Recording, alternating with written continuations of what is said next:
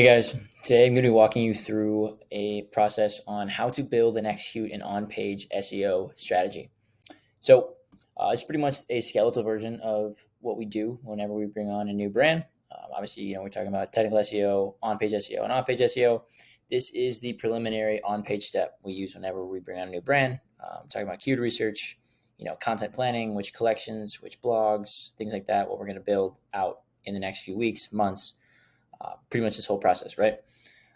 Whenever we bring on a new brand, we run a technical audit and prioritize fixes from there. Our developer handles this in the background. During that time, I am the one in charge of the on-page SEO strategy. So I do it for every single brand that we bring on. I personally am the one doing the keyword research, setting out the calendar, things like that. All right.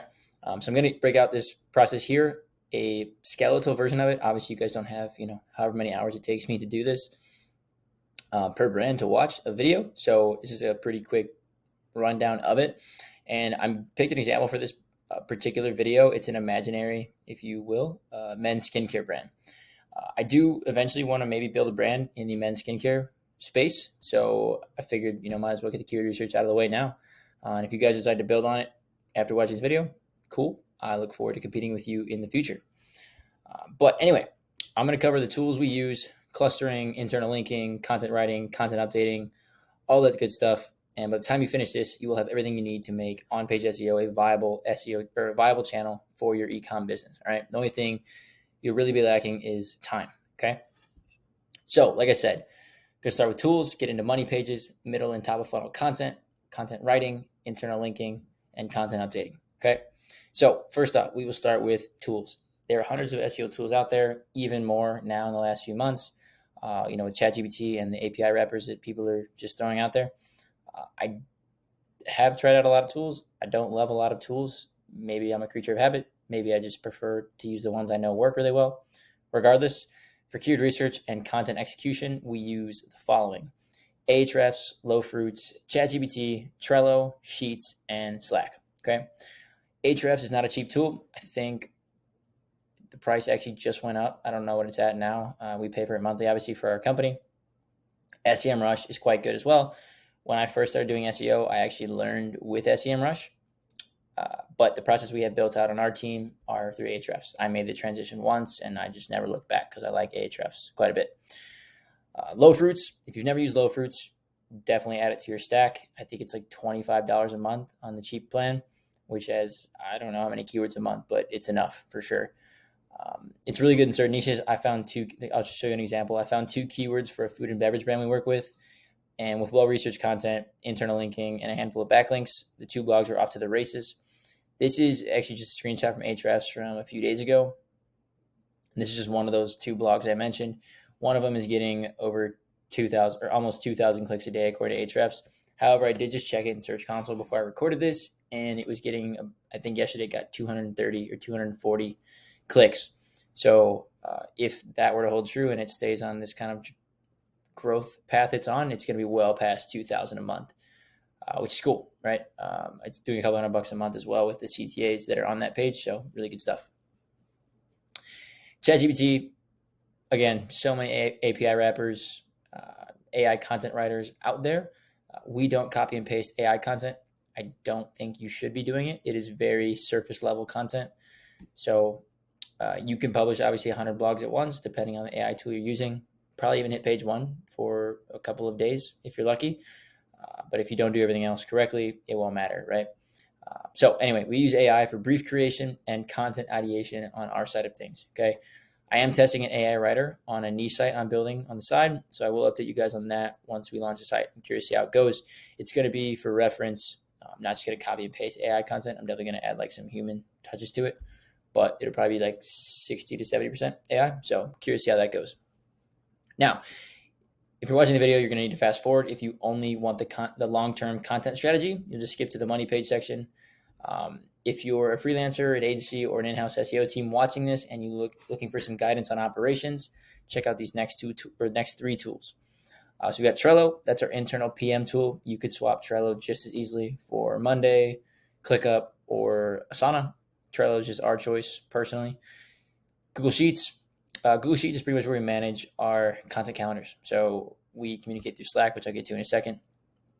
and we share the content calendar, the agile content calendar, I guess, if you will, because it can change. We pretty much share it with our brands in Slack, and we pin it to the channel so they have access to it at all times, so they can see where things are at, what things are coming up, all that good stuff.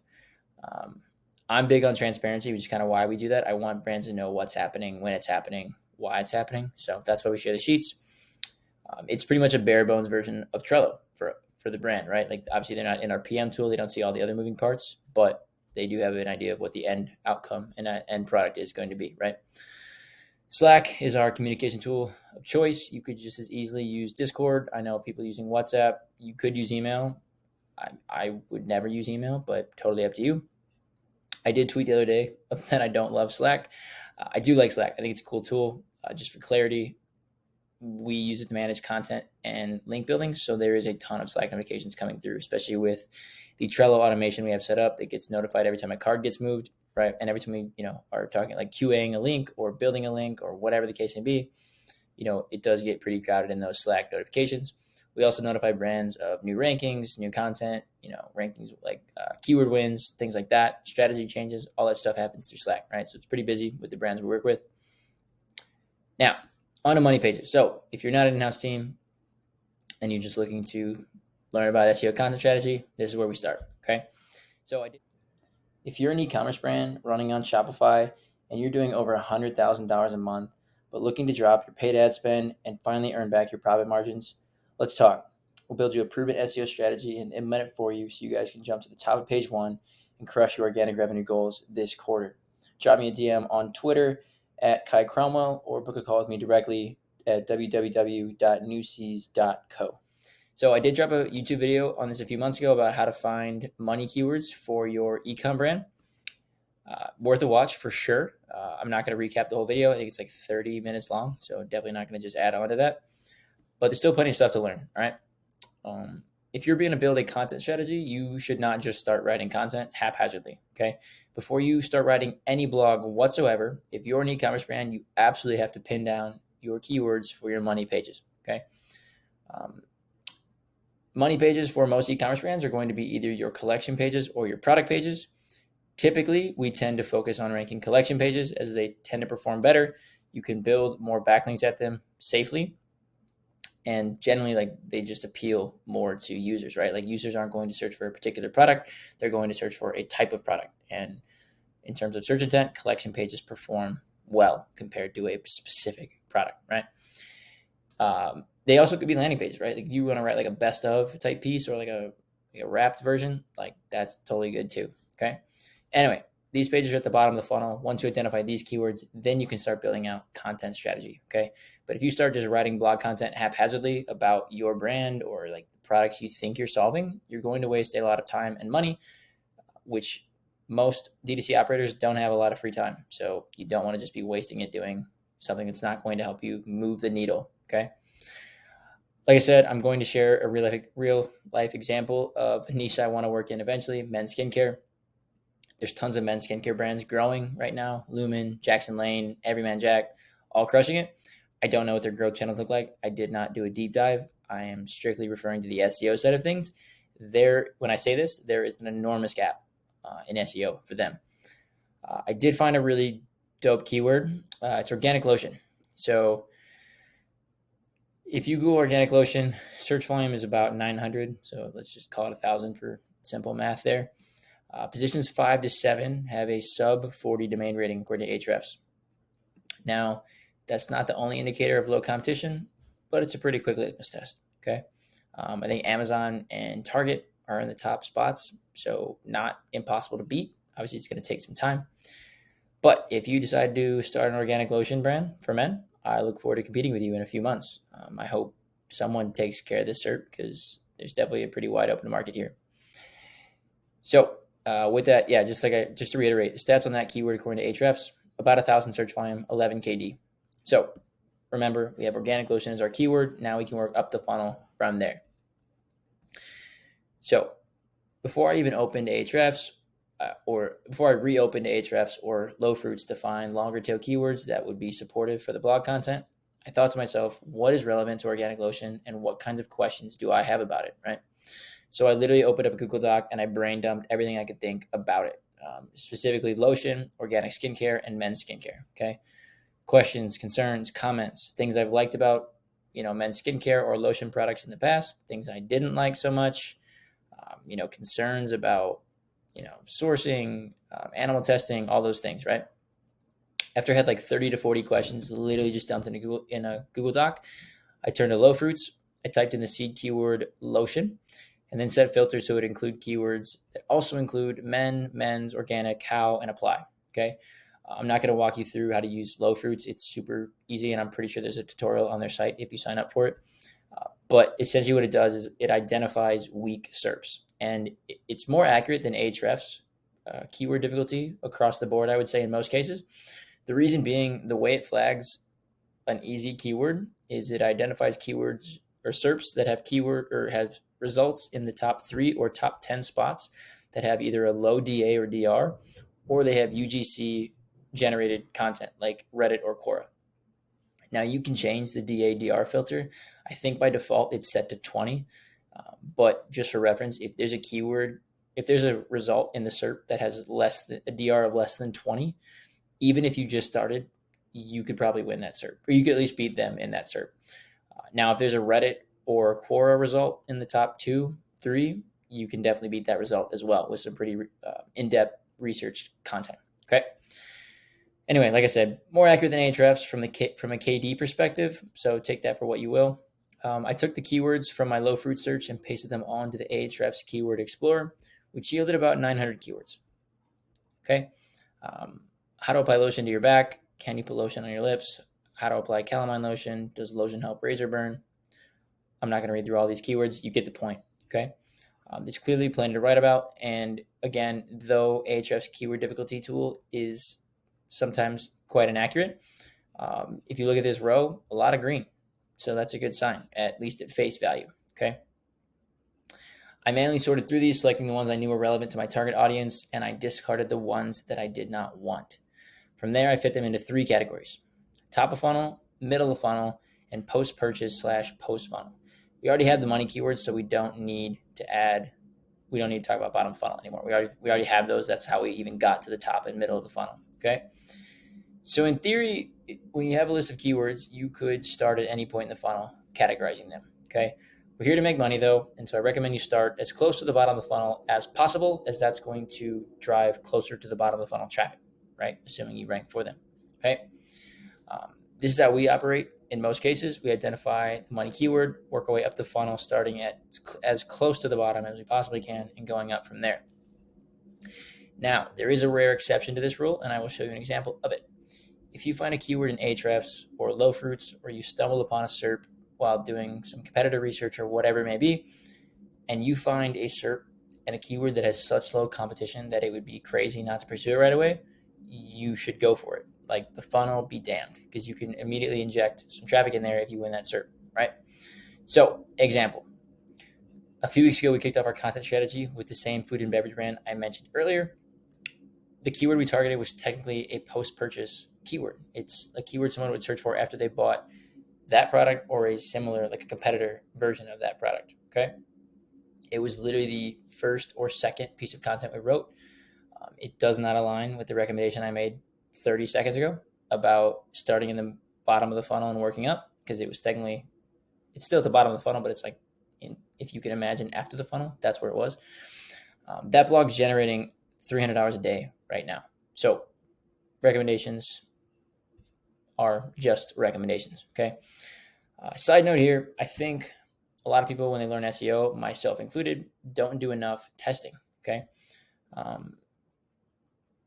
There are best practices, and don't get me wrong, a lot of them, they're best practices for a reason. You should follow them to some degree, but it's definitely okay to deviate away from them, right?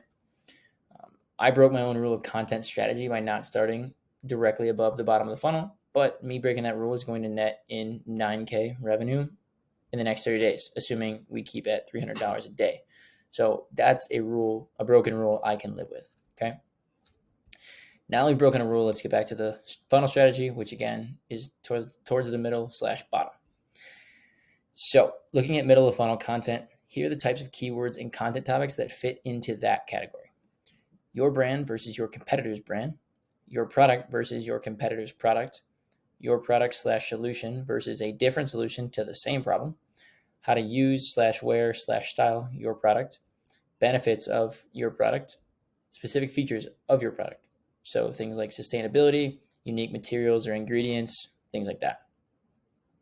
Here's what those exact same examples look like on the men's skincare side.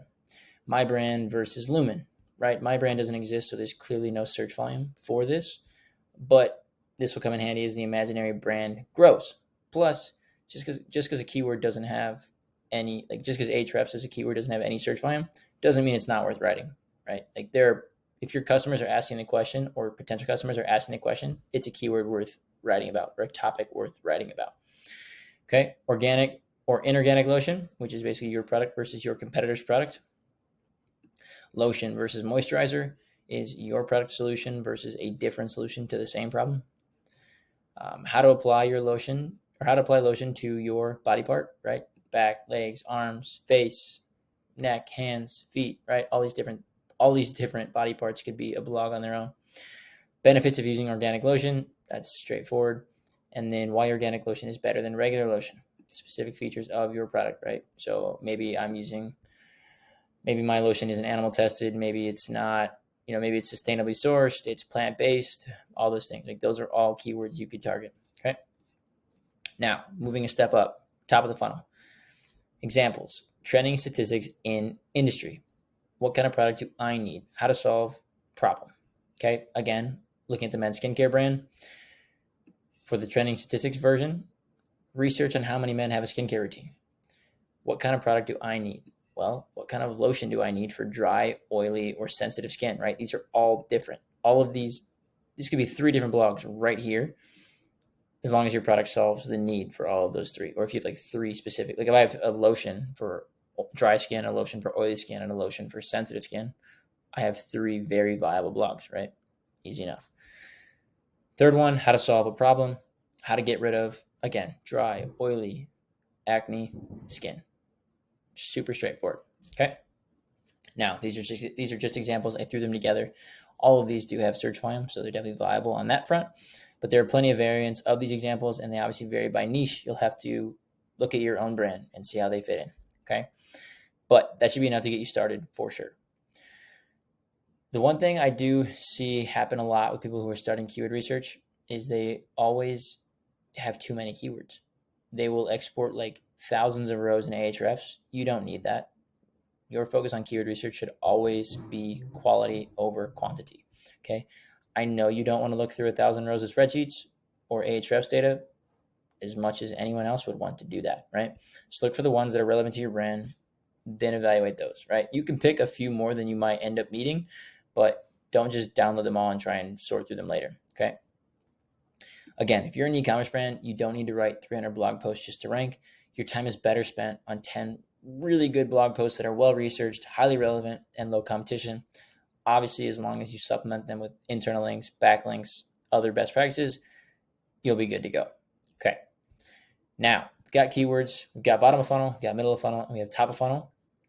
We have all the pieces in. Now we just need to actually execute on the strategy. Okay. So I have a few videos on content writing. The first of which is how to learn SEO content writing the fastest way. I do think it is the fastest way, and I will tell you a story why in a second. Everyone has their approach to content writing. This video is how we train writers at our agency, and also the process I use on my personal niche sites. Okay. You ask any of the brands we work with, this content writing process works. Okay.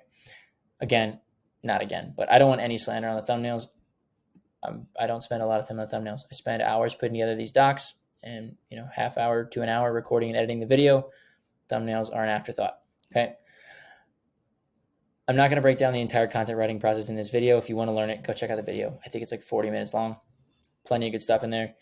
The highlights of it, if you're still not convinced, how to use AI to accelerate your writing process, not replace it, where to use keywords, tools to use, and how to turn yourself into a content writing machine in 3 months or less. Okay, story time. The title of this video is How to Learn SEO Content Writing the Fastest Way. I believe that, and it's true because of this story. I my friend just graduated with his master's degree and was in between his old job and applying for a new job. And he's since got a new job, but he's looking for some extra cash. So I said, okay, if you want to do, if you want to do some content writing, happy to, test this out, see how it goes. Maybe it's some freelance work that continues on, right? He had never written outside of academia in his life, had never even made any money on the internet as far as like e-commerce or websites or anything like that was concerned. Okay. I gave him the YouTube video and the document, which is linked in the YouTube video description onto that video.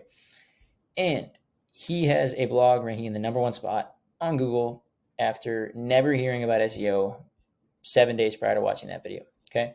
So I tweeted about it the other day. He wrote one blog. It ranks in the #1 spot for 2 keywords and on page 1 for 3 other keywords. This second image is a zoomed in version of this screenshot, the image in this screenshot, I mean. Okay, you can see it right here. 15 to 1, 23 to 1, right? Low traffic, but it's #1 article, that's for sure. Like I said, ranks in the #1 spot for 2 keywords and on page 1 for 3 other keywords. He learned this and wrote the article in 5 days. He went from never having heard of SEO to having a #1 ranking blog on Google. Okay, this writing process works. If you want to do that same, check out the video. Okay, now, assuming you've watched that video, now you've got a piece of content, hopefully a handful of pieces of content. Otherwise, your internal linking will be subpar. Anyway, internal linking. In my opinion, it is the most underutilized lever you can pull in SEO. Full disclaimer, I learned SEO through blogs and YouTube videos and gurus like I think a lot of people probably did. And from what I recall, when I was learning it, I remember, they said you should add internal links and external links to your content, right? From what I remember, their importance was massively understated, and they never actually said how to build them. They just said to build them. Maybe that was them gatekeeping their secrets, safeguarding, whatever you want to call it. I don't know. They literally just said build them. But your website is not an arc, and you cannot just build links and hope traffic shows up. Okay? It's not how it works. The good news is building internal links is pretty simple, right? It's very simple, actually. Okay? This is a diagram, again, a very skeletal version of how it would look. But if you can imagine a money page, right? So think about your e-commerce brand, your top selling collection page. It could even be a product page if you only have like 1 SKU. That's cool too. Doesn't matter. Just picture your #1 selling page. Okay. Now think about all of the keywords you just discovered around them and how each of those fit together in different clusters, right? So like, maybe you've got benefits of your product, and then like maybe there's 10 specific benefits of those products, and you write out, 10 individual blogs about each of those benefits respectively. And then all of those get internally linked to the pillar page as well as to each other. And then the pillar page gets internally linked to the money page, right? Okay, so you always want to be building links from the top of the funnel down to the bottom of the funnel. That is the goal, okay? However, when the pages at the top of the funnel cannot just be, like they have to get linked too, otherwise the link authority won't get passed to the bottom of the funnel, okay? So you have to connect those two, all right? But the visualization is essentially this, right? You internally link both ways between, the supporting blog and the cluster on every direction here, right? And you build out all these different clusters and they all link to the money page, right? So in theory, you've captured top of funnel traffic along with internal links. You pass that value down to the money page ranks higher, okay? Obviously, there are nuances to this. Maybe I'll make a video in the future about exactly how to internal link, but this is like the quickest framework I could come up with to explain it, okay? As far as anchors go, you can be more aggressive with internal link building than you can with backlink anchors. However, you should still vary it quite a bit. You just can be a little bit more aggressive. That's all I'll say on that. You should actively build links to and from any newly published pages on your site, quite literally as you hit publish, okay? If you are publishing, like let's say in Shopify, and you are literally about to hit the publish button, copy that URL, go to the other pages that you want to link from, and as you hit publish, go add those links in, right? Immediately, then you force index it, and now the page has internal links, and it's going to move faster in theory, okay? You should also regularly audit your internal linking to see if there are any opportunities you missed. There are tools out there that do it, or you can do it manually. Totally up to you. If you have a massive site, I probably would recommend a tool. If it's a pretty small site, you could probably get by just doing it manually. You should, in theory, know like every page of your site like the back of your hand. So you could probably do it manually you can do a pretty good job, I would imagine. Okay. Now, last step here, content updating. Okay. So you've identified your money pages. You have built out a content strategy. You've now executed the content strategy with writing. Let's say you wrote 10 blogs. Okay. You've also internally linked all those 10 blogs to all the right places. Okay. But if I had to guess, not all 10 of them will be perfect. Not all 10 of them will be on page 1. That is totally okay. That is how it works. Okay. The good news is you have an infinite amount of chances to get it right. Okay. It's not like you're taking a test. Like you can continually update the blog to keep moving the ranking up and keep boosting your traffic, right? That is, no one's stopping you from doing that. Okay. Now, you should, in theory, update your content every few months, regardless of whether it's performing well or not. Typically, this is like every 4 to 6 months. Could be shorter if you're in a competitive niche. Could be longer. It really depends. But 4 to 6 months is kind of like the staple, like baseline timeline for that. But the point of that is even if you're in the one spot, you want to keep giving Google and users up-to-date, fresh, accurate information, right? So especially if you're in an industry that changes really quickly and you wrote a blog 6 months ago, very good chance that all the information in there is not accurate, and there's probably missing some up-to-date, data or sources or statistics or whatever the case may be. Okay. Anyway, after you hit publish on a blog, you should wait at least 60 to 90 days to see if it's getting any traction in SERPs. Okay. You can check this in Search Console, Analytics, or Ahrefs, or a third-party analytics tool, whatever you may be using. Obviously, you can check it in SEMrush and other tools as well. But do not look at Search Console or Analytics the very next day after you post it. There, nothing will have happened. Unless you own Forbes.com, nothing will have happened. Okay. Pages take time to index. It's not going to happen in a week. Probably won't even happen. I mean, it'll get indexed, but it won't get any traction for like several weeks at least. Okay. General rules of thumb on updating though. If it's in the top 10 after the first 60 to 90 days, I'd probably leave it alone for another 30 days and see what happens. If it either plateaus or declines in performance, it's time to make some updates. Okay. Obviously you don't, even page 1 is good, but ultimately you want it in the number 1 spot. The position number 8 is not something to brag about. Number 1 is something to brag about. Okay. So you need to make updates to get it to the number 1 spot. Okay. That'll be around the 90 to 120 day mark, assuming you gave it some time to kind of watch what happens on the first page after that initial 60 to 90 day period. If it is nowhere to be found in the top 30 to 40 results after 60 to 90 days, you will need to update it. Okay, address search intent, add more context, build more internal links, maybe add some images, all those different things. Okay. In fact, you should run through this 38-point on-page checklist we use at our agency to make sure it's optimized to the fullest. If you are sitting in position 38, let's say 35, so I'm not using the same number as my checklist. Let's say you're in position 35 and you go and you look at the checklist or watch the video on it and you realize, oh wow, I only have 15 of these 38 points checked. Even adding 10 more to get you to 25 of the total points could potentially put you from position 35 up to position 20. Okay. That is everything you need. That checklist is everything you need to cross your T's and dot your I's to make sure your content is at its best. Okay. If it is behind position 50 after 60 to 90 days, you really missed the mark, probably. You're going to need to perform a massive overhaul on it, potentially rewrite it. Presumably, you either don't have the authority to get it anywhere near page 1, which is unlikely because even without authority, if it's a well-written article, probably at least get yourself in the top 20 to 30, even on like the most competitive keyword. Or number 2, you totally missed the mark on information, intent, things like that, which is more likely. Either it's too short, there's no links at all. It could be a number of things, right?